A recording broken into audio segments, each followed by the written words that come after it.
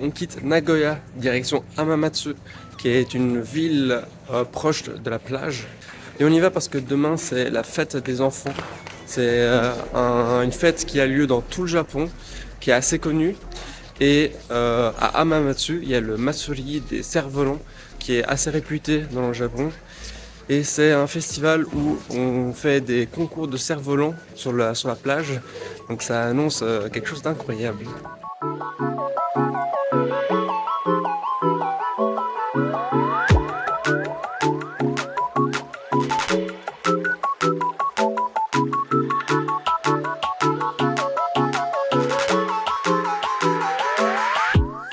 C'est une des spécialités de Nagoya, c'est le tenmusu, donc un onigiri avec une tempura de crevettes à l'intérieur.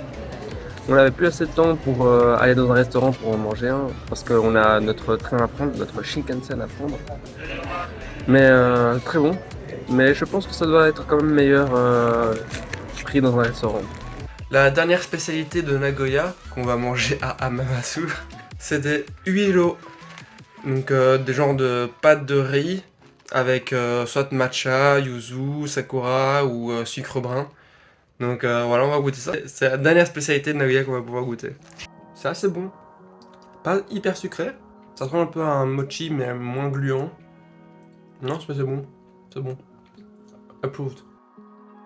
On vient d'arriver à Hamamatsu et on voit vraiment toute la ville en effervescence. C'est assez impressionnant. Il y a plein de stands partout, il y a les gens qui sont habillés un peu spécialement, il y a des carrosses en plein milieu de la route, c'est assez hallucinant. Donc il y a des défilés dans toute la ville du 3, 4 et 5 mai. On voit plein de chars, et il y en a 172 et c'est par quartier. Chaque quartier a sa veste avec son symbole et un char. Et donc là il y en a qui passent devant nous, c'est très drôle parce que on a plein de groupes qui chantent et qui ont leur propre rythme, propre musique et ils se rencontrent, c'est vraiment très drôle. Là on a un groupe. On a un deuxième groupe qui est en train d'arriver ici. On a un troisième groupe qui était devant. C'est vraiment le bordel.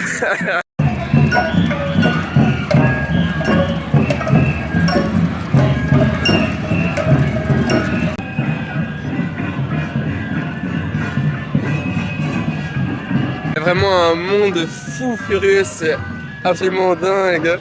J'ai jamais vu ça de ma vie, c'est trop bien.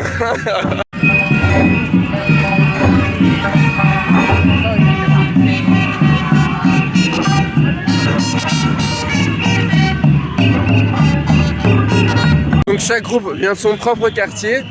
Dès que la nuit tombe, ils partent de leur quartier et ils se retrouvent tous au centre-ville. Là on est plus ou moins au centre-ville, donc on a vraiment tous les groupes qui se rejoignent et ça fait un boucan monumental.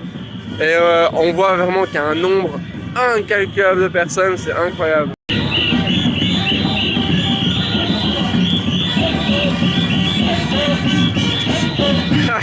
C'est trop bien. Tous en train de faire des cercles. C'est tellement le bordel.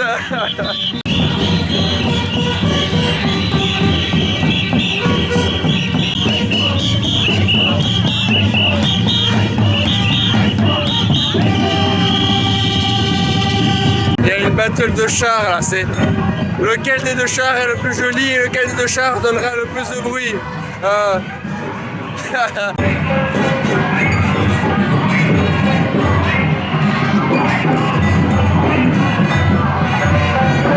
Et donc vu que c'est la fête des enfants, ce sont les enfants qui sont à l'intérieur des chars et qui font de la musique le plus fort possible.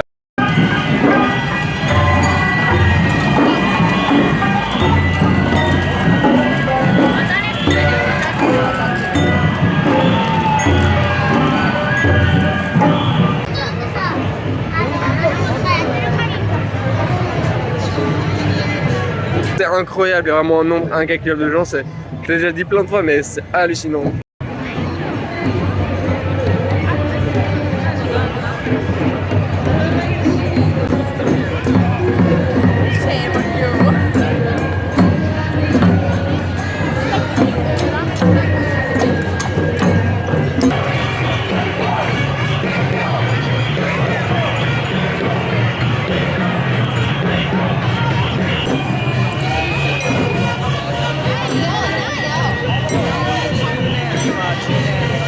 on s'est trouvé un petit stand où on a pu se prendre un petit lemon highball et un peu d'unagi.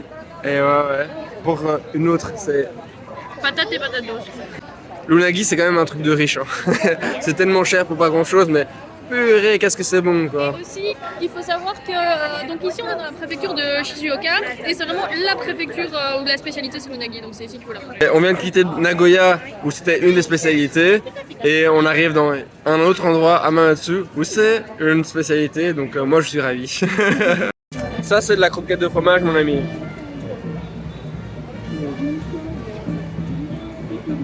Dinguerie.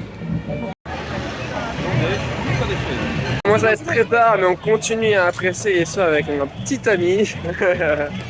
Non, il y a vraiment toujours autant d'ambiance alors qu'il commence à être minuit. Non, franchement, c'est cool.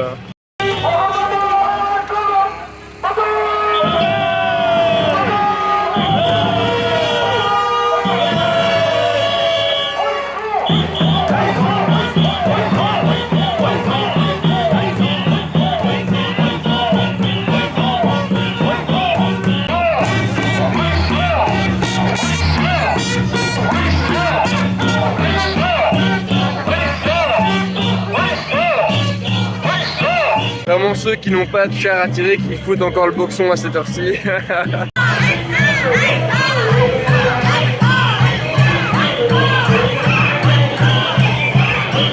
Il y a déjà pas mal de quartiers qui sont rentrés dormir, mais il y en a toujours qui restent et continuent à faire la fête. C'est vraiment drôle à voir et on participe.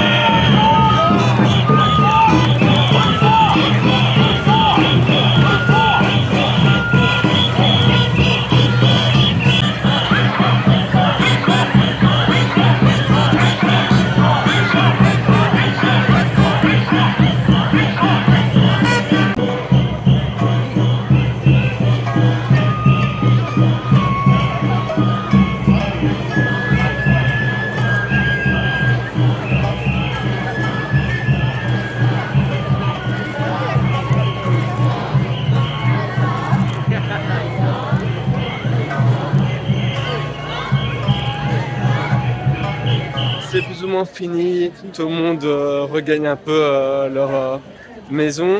Les stands sont encore ouverts, il y a encore beaucoup de bars qui tournent, beaucoup de gens qui continuent à boire et tout. Mais les chars et le festival en lui-même est déjà plus ou moins fini. Il y a encore des tambours qu'on entend de temps en temps, 2-3 fêtards qui veulent pas lâcher le bout et qui continuent à danser et à chanter. En tout cas, il y a de l'ambiance encore. Et hop, un petit temple.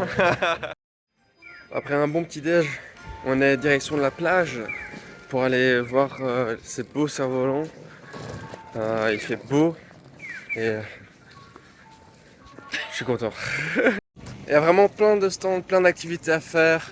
On peut tirer des cerfs-volants, on peut s'habiller comme les personnes du festival. C'est assez chouette. Et évidemment, nous on est en train de se balader avec notre petite glace. très content de trouver ça ici. Il fait extrêmement chaud et ça va nous aider un peu à tenir la chaleur. 3年前と同じような猛暑となった場合でも全国では電力の余力が 6.3% 確保できるとした見通しが示され初めて示されました。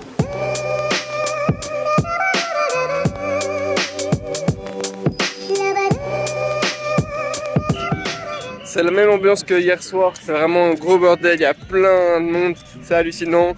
Toujours autant de bruit, de musique. Et là on voit vraiment il y a plein de cerfs-volants, mais c'est hallucinant le nombre de cerfs-volants.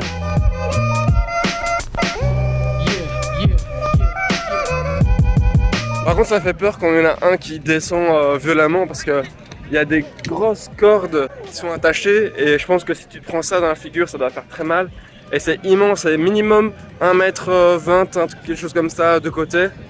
Et c'est en bois, donc à mon avis, si ça tombe violemment, ça doit potentiellement se casser. Enfin, donc ouais, il faut vraiment pouvoir bien gérer ça. Et donc là encore, vu que c'est les enfants qui sont à l'honneur, c'est les enfants qui gèrent la corde. Les parents sont là pour regarder et pour donner le rythme aux enfants. Et c'est les enfants qui tirent sur la corde. Et un peu des allers-retours cerf-volant, c'est vraiment sympa, c'est chouette.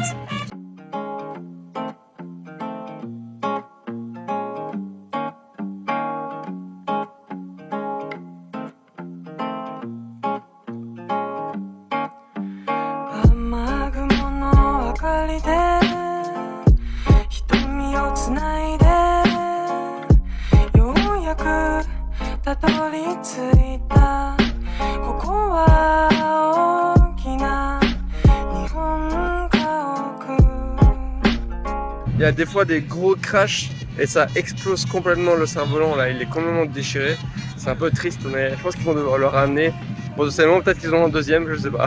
C'est la piste de décollage, on les voit, ils les mettent par terre, ils se préparent un peu plus loin et dès qu'ils l'envoient, ils vont courir dans le sens inverse pour essayer de le faire monter le plus vite possible. C'est assez impressionnant à voir.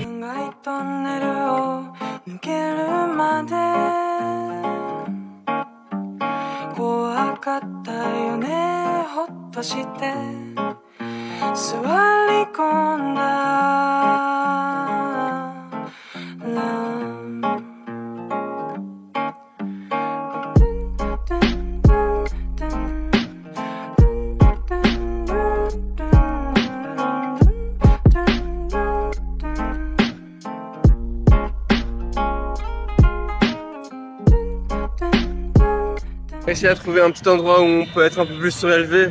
Et c'est quand on prend de la hauteur qu'on voit à quel point il y a du monde, que c'est rempli. C'est hallucinant, j'en reviens pas. Vraiment, les Japonais ils sont hyper ingénieux. Quand ils doivent ramener le cerf-volant hyper rapidement vers le sol, ils courent en cercle et c'est seulement pour la portion, une des portions du cercle, qui prennent la corde pour la tirer. Et du coup, ils n'ont pas besoin d'aller hyper loin, ils font juste un cercle et sur un bout du cercle, ils tirent la corde. C'est assez ingénieux.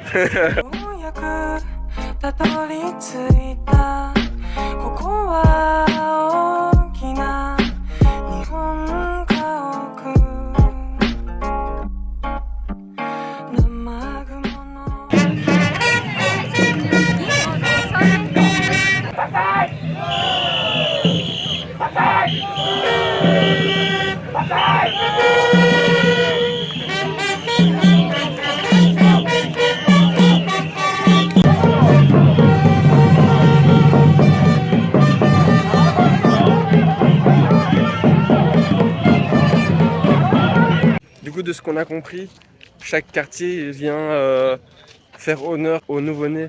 Ils viennent faire la fête et crier Banzai pour le nouveau-né. Ça crée vraiment un sentiment de cohésion par quartier. Je trouve ça incroyable, vraiment trop bien.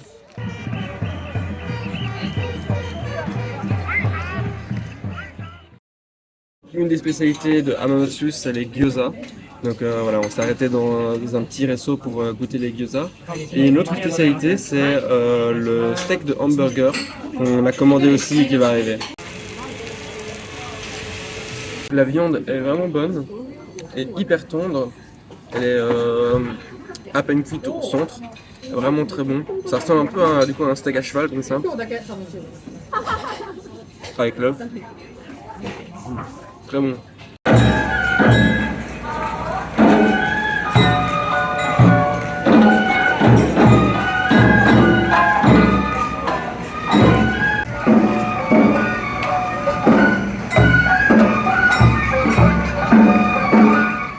Aujourd'hui on a Himeji, très connu pour son château, où il y a des illuminations le soir, donc on va aller faire ça ce soir.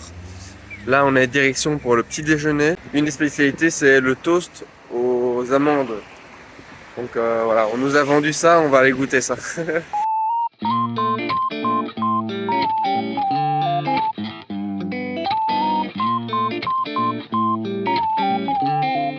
Et ben ce toast c'était très bon.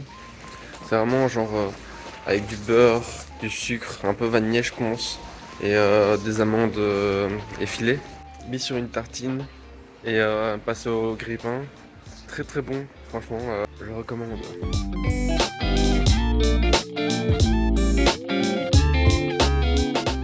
Une autre des spécialités d'ici, c'est l'unagi. Donc voilà, on se fait plaisir. Là, on est en train de visiter le château de Himeji, qui est assez grand et vraiment sublime. Donc dommage, on est sous la pluie, mais il y a quand même de quoi visiter. Il y a aussi un parc qui est à côté du château. Donc on va faire les deux, ça va prendre notre petite journée et puis voilà, on va profiter malgré la pluie.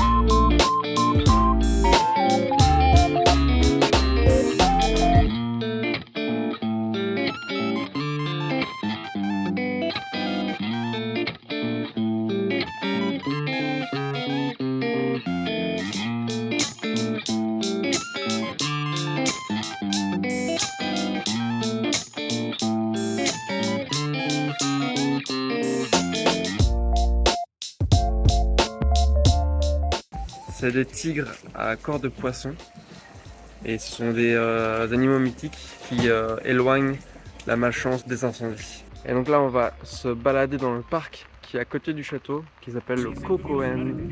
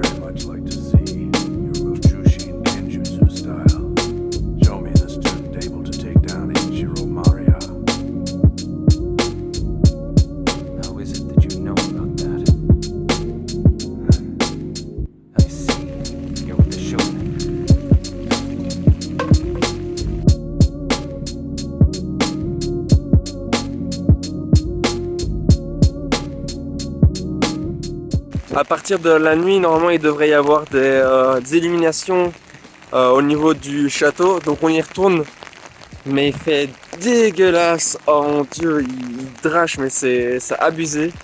Donc on se protège comme on peut de la pluie. Il fait froid. Et donc on va aller voir s'il y a des illuminations au château. J'espère parce que j'ai pas envie d'avoir fait ça pour rien.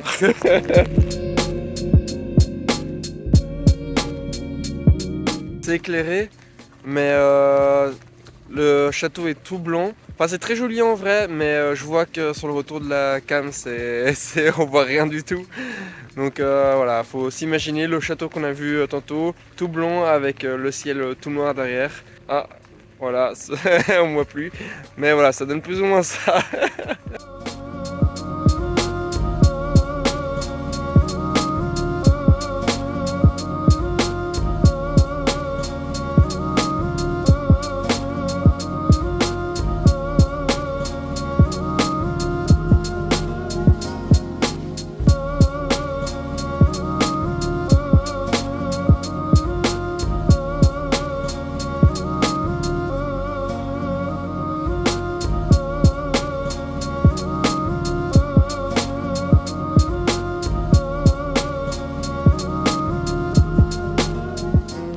Une petite balade, un petit trek de quelques heures, de 4 heures il me semble, pour aller voir un temple qui est toujours à Himeji. On a pris le bus pour arriver jusqu'ici. Et ce soir on dort à Tottori, donc une ville réputée pour ses dunes de sable.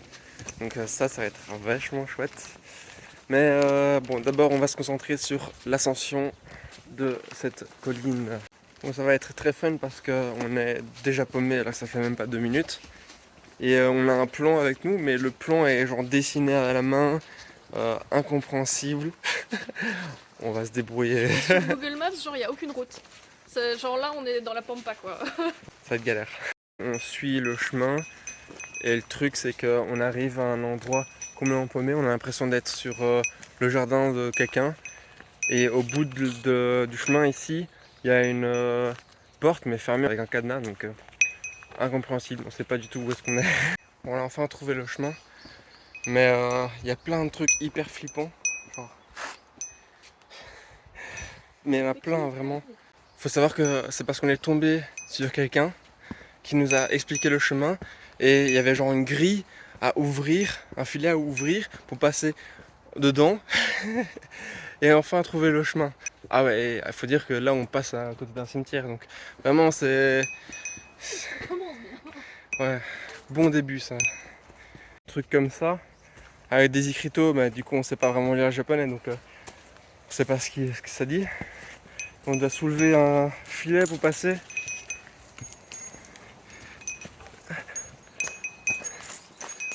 Enfin, bref, c'est compliqué.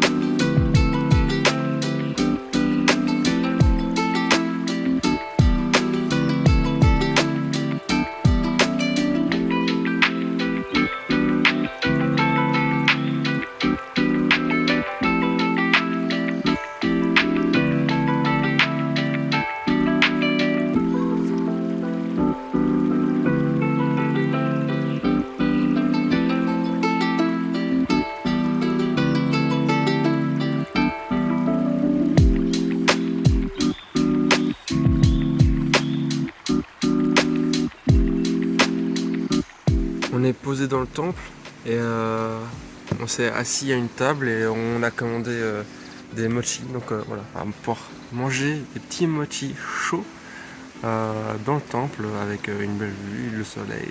C'est vraiment chouette ce genre de moment agréable, posé, un calme, avec un petit ruisseau qu'on entend. C'est vraiment chouette. Ils ont grillé le mochi et il est vraiment super bon.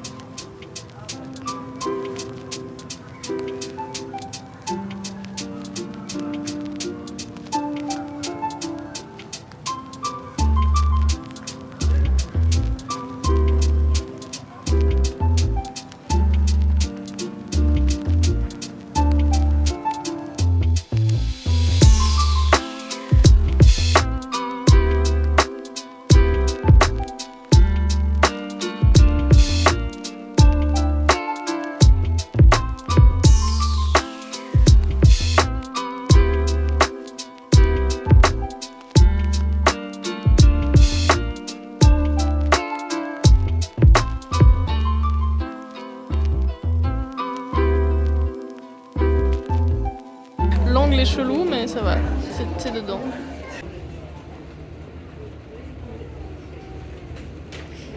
T'as pas fait la tête de quand c'est bon pourtant. T'as pas fait la tête de quand c'est bon, t'as fait la tête de c'est un peu chelou. Donc c'est un onigiri avec une crevette.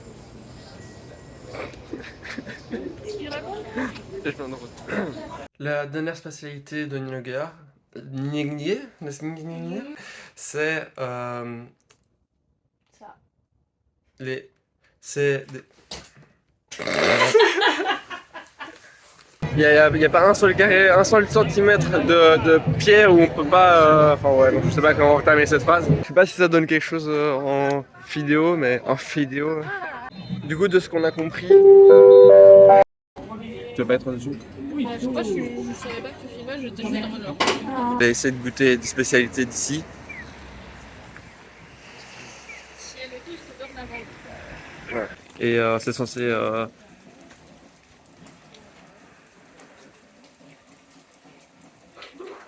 C'est des tigres. Et ce soir, on dort à Todori. Totori. Totori? Pas Totori. Todo. Totori. Comme dans Totoro. Ouais. Totori.